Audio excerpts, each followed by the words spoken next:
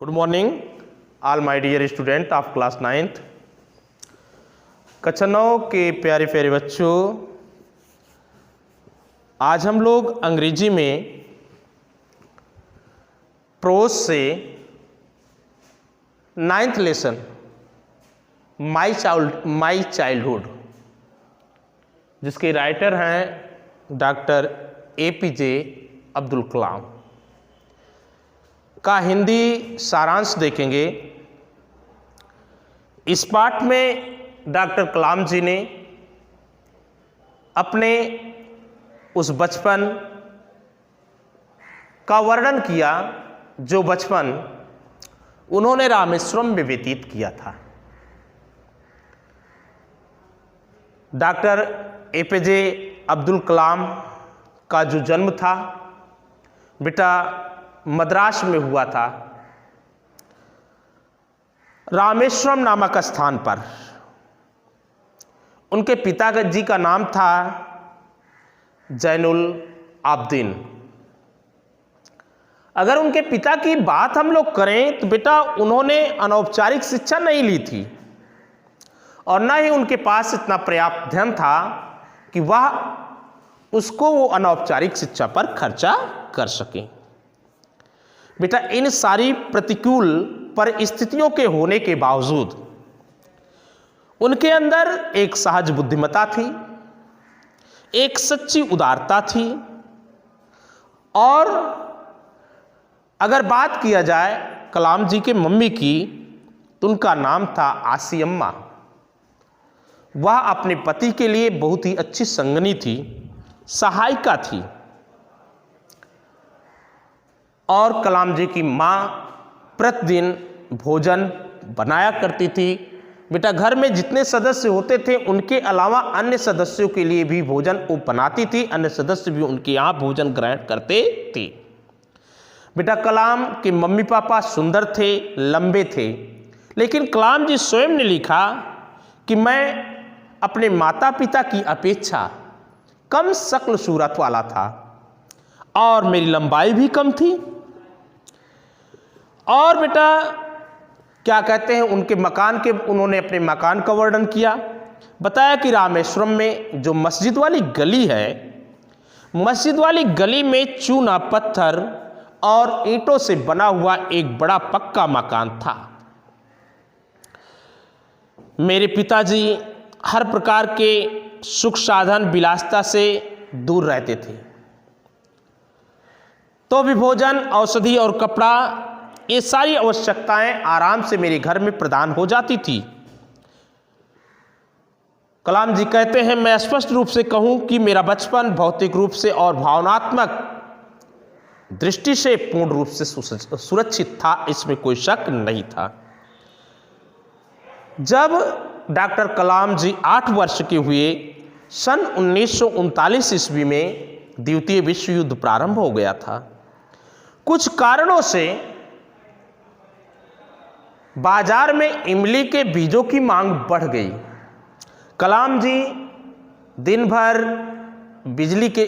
इमली के बीज इकट्ठा करते थे और इन बीजों को इकट्ठा करने के पश्चात वह उसे बाजार में पानसारी की दुकान पर बेच दिया करते थे और उन्हें क्या कहते हैं, एक आना धनराशि मिल जाती थी।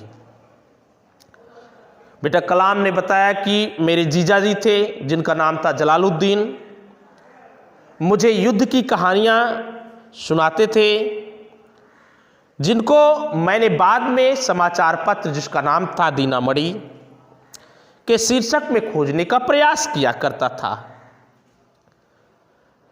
बेटा पूरा क्षेत्र युद्ध से क्या कहते हैं प्रभावित हो गया था। आपातकालीन जैसी स्थितियां घोषित कर दी गई। ऐसी स्थिति में रेलगाड़ी को रामेश्वरम स्टेशन पर रोकने के लिए अस्थायी रूप से प्रतिबंधित कर दिया गया। बेटा जब मालगाड़ी नहीं रुकती थी तो अखबार को हम लोग गट्ठर बना करके रेलगाड़ी में फेंकने का कार्य करते थे। डॉक्टर कलाम के भाई थे जिनका नाम था शमसुद्दीन, जो कि रामेश्वरम में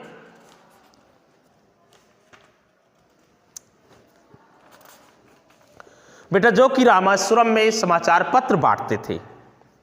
बेटा गट्ठर को, समाचार पत्रों के गट्ठर को पकड़ने के लिए उनको एक सहायक की जरूरत थी और उस सहायक के रूप में डॉक्टर कलाम ने काम किया और उन्हें पैसे कमाने में मदद किया। कलाम जी कहते हैं कि मैंने वह धनराशि जो पहली बार कमाया था उसको प्राप्त करने पर मुझे बड़ा गर्व हुआ। प्रत्येक बच्चा अपने माता पिता के गुण, विशिष्ट सामाजिक, आर्थिक, भावनात्मक वातावरण में जन्म लेता है, बढ़ता है, प्रशिक्षित होता है और इसी प्रकार से मेरे अंदर मेरे पिता की ईमानदारी और आत्मसंयम, मेरी माँ की अच्छाई, आस्था, दयालुता, ये सब मुझे विरासत में मिले थे। मेरे पास मेरे 3 भाई और बहन थे और मेरे बचपन में मेरे 3 पक्के मित्र थे। एक का नाम था रामानंद शास्त्री, दूसरे मित्र का नाम था अरविंदन और तीसरे का नाम था शिव प्रकाशन। ये लड़के रूढ़िवादी ब्राह्मण थे क्योंकि इनका जन्म ही ब्राह्मण परिवार में हुआ था और उनके माता पिता स्वयं रूढ़िवादी थे। बेटा लेकिन फिर भी हम लोग अच्छे मित्र थे। बेटा रामानंद शास्त्री के पिता, जिनका नाम था पच्छी लक्ष्मण शास्त्री, रामेश्वरम मंदिर में सबसे उच्च पुजारी थे। उसने अपने पिता, जब उसके पिता नहीं रहे तो रामानंद शास्त्री रामेश्वरम मंदिर के पुजारी स्वयं बन गए। अरविंदन की अगर बात किया जाए तो वह तीर्थ यात्रियों को ले जाने के लिए और ले आने के लिए यातायात की व्यवस्था करने का व्यापार करने लगा। और शिव प्रकाशन की अगर बात किया जाए तो वह दक्षिण रेलवे में खान पान की व्यवस्था का ठेकेदार बन गया। बेटा जब वर्ष में भगवान प्रभु रामचंद्र जी का और माँ सीता का विवाह होता था तो ऐसी स्थिति में हम लोग नाव पर उनकी मूर्तियों को लेकर के आते और जाते थे, ये व्यवस्था किया करते थे। बेटा रामायण और पैगंबर मोहम्मद साहब की जीवन घटनाएं की जो समय कहानियाँ होती थी, मेरी दादी जी, मेरी माता जी मुझे सुनाया करती थी। एक दिन जब मैं रामेश्वरम प्राथमिक स्कूल में 5वीं कक्षा में था तब हमारे विद्यालय में एक नए अध्यापक आए। मैं अपने क्लास में बैठता था तो टोपी पहने रहता था जो कि मुस्लिम होने का पूर्ण रूप से प्रमाण था। और मेरे बगल अगली पंक्ति में रामानंद शास्त्री बैठते थे जो अपने शरीर पर पवित्र जनेऊ धारण किए होते थे। बेटा मेरे अध्यापक को ये बात अच्छी नहीं लगी, उसने मुझे उस क्लास में सबसे पीछे बैठा दिया। जब मैं जा कर के क्या कहते हैं, मुझे भी थोड़ा दुख हुआ, लेकिन उन परिस्थितियों में मैं कुछ कर नहीं सकता था। स्कूल समाप्त हो गया, हम लोग अपने घर गए। घर जाकर के सारी घटना अपने माता पिता से बताए। तब रामानंद शास्त्री के पिता लक्ष्मण शास्त्री ने अध्यापक को बुलाया और उन्होंने हमारे सामने उनको कहा कि आप बच्चों को सामाजिक असमानता और सांप्रदायिक असहिष्णुता का पाठ मत पढ़ाइए, इसमें समानता का पाठ पढ़ाया जाना चाहिए। सब बच्चे एक हैं।